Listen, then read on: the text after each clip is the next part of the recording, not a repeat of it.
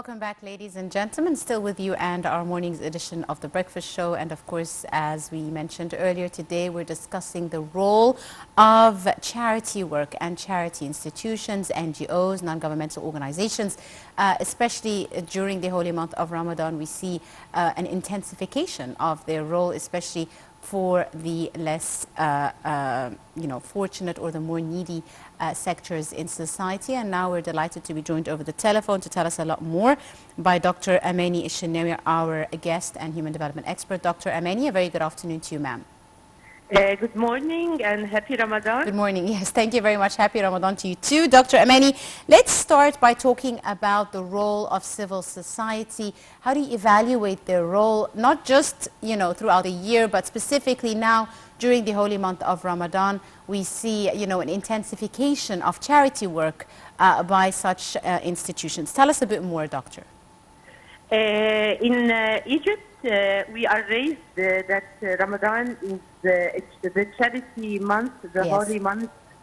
We have intensive charity activities during Ramadan. We always have the activities of distributing food boxes before Ramadan, dry food and this stuff, distributing hot meals every day during Ramadan and Ramadani desserts.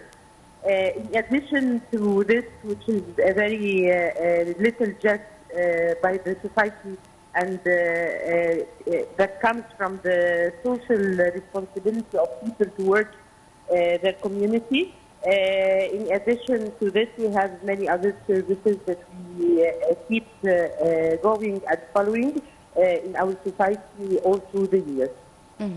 Tell me a bit more, Doctor, about some of the charity support that is provided by, institutions and non-governmental organizations for the less privileged, throughout the holy month, as well as with the advent of Eid.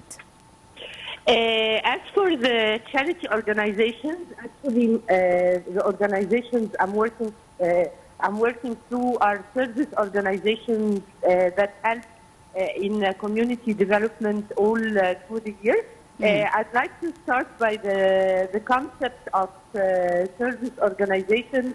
If we can tell the quote of give a man a fish, you'll feed him a day. Yes. Give a man, teach a man to fish, you'll feed him for lifetime. Yes. So, developing the community group with the state initiative, with our residential initiative of Haya Karima, or decent life,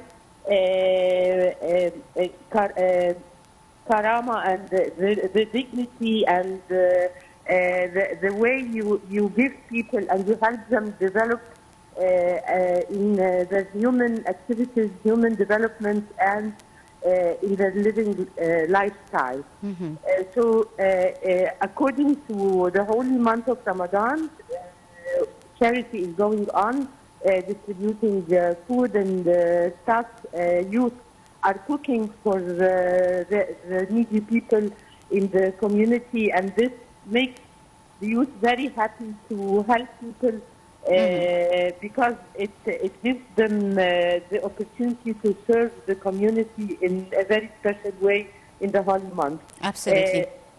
Yes, the activities, the charity activities and the service activities are going in parallel together.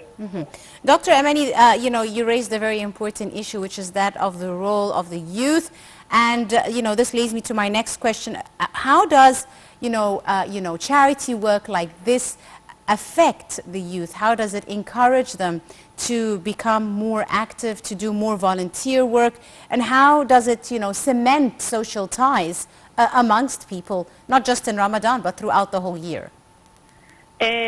Joining efforts between the state, the corporates, and the NGOs raised up the role of youth. Youth help in community assessments in the rural areas. They help. The input on them is integrity, honor, and values they feel in building the community, and they get by helping their community. Youth now are proactive. They serve their country. as I said, starting with the community assessment, community needs of the needy people, especially in rural area, going in parallel with the state initiatives of family development, family funds, and helping the entrepreneurs.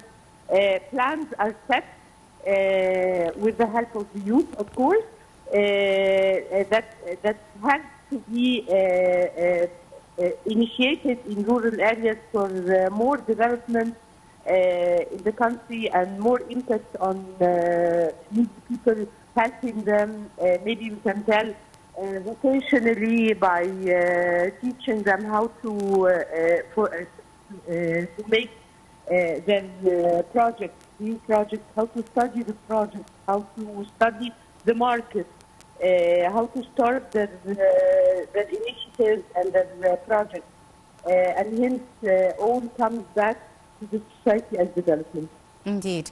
Now, Dr. Amany, tell us a bit more about, the historical role of aid in bringing about development, in Egypt, and in further encouraging that, social binding and social ties that brings people together in their communities. Social solidarity and dignity, this is a state initiative, Decent Life, Family Fund. The grant now is joining hands, feeling that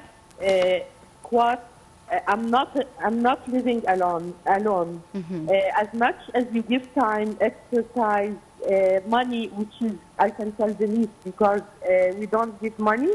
We help get money from corporate and social responsibility courses and corporates that can give, even if we talk about the month of Ramadan, we have corporates that are giving dry food to be cooked by the youth and given to the people on the time they break their fast in order to make sure that everyone has food on his table at that time. This is something that goes with the Egyptian culture long ago, that you always look around and find people having food on their table. Absolutely. In parallel to this, we go into the teamwork of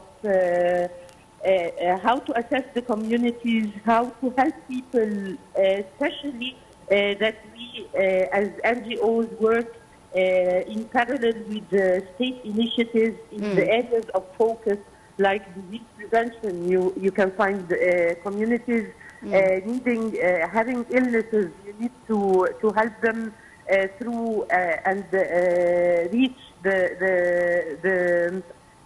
the people that can help them as doctors and those. You can work on water and sanitation and make sure every house has water. You can work on education and how awareness is raised to make kids go to school happily, having their uniform, having their bags, their tools to be used, like pencils and drawing utensils and stuff. All this helps in economic development, and it helps how to set peace in the community you're working in. And this is a gift. It's a gift to the volunteer before being a gift to the people who need. Absolutely. Dr. Amany, you mentioned a very important issue, which is that, the role of the state and how non-governmental organizations and charity institutions are now working hand in hand with the state to further state initiatives to cater for the less advantaged sectors in society in different areas, whether it's health or education, or nutritional needs, or job creation, or water sanitation, sewage maintenance, etc. All this happens throughout the year, not just during, the holy month of Ramadan. Very important initiatives to support Egyptian citizens. Could you tell me a bit more about how different areas are catered for according to their needs? I know for a fact that different communities have different needs. Some need more assistance when it comes to health, others more in education, others more in job creation. How do NGOs work out what areas need assistance in what area? As NGOs, usually every single person uses his expertise in the area of service. So community needs are assessed, and the more needy villages are studied by the state initiatives mainly. So we know the more needy villages. That's why the NGOs join hands. For example, when you find that women are on our demographic statistics are half the society. So we work on empowering women, which is empowering half the society, empower women starting from helping them having their ID, which is a very simple initiative that helps them work. We help in literacy classes Yes. that help them read and write, and that's why they can work better. We help entrepreneurs to have their projects studied, and we give them vocational service that helps them do better in their jobs, Yes. in their projects, and that's why they don't lose the project, because sometimes people start producing stuff that is not needed. So if they have a market survey at the beginning, all this needs help from experts in different areas. Not everyone, if everyone is working in a teamwork, not everyone working alone. We do a lot.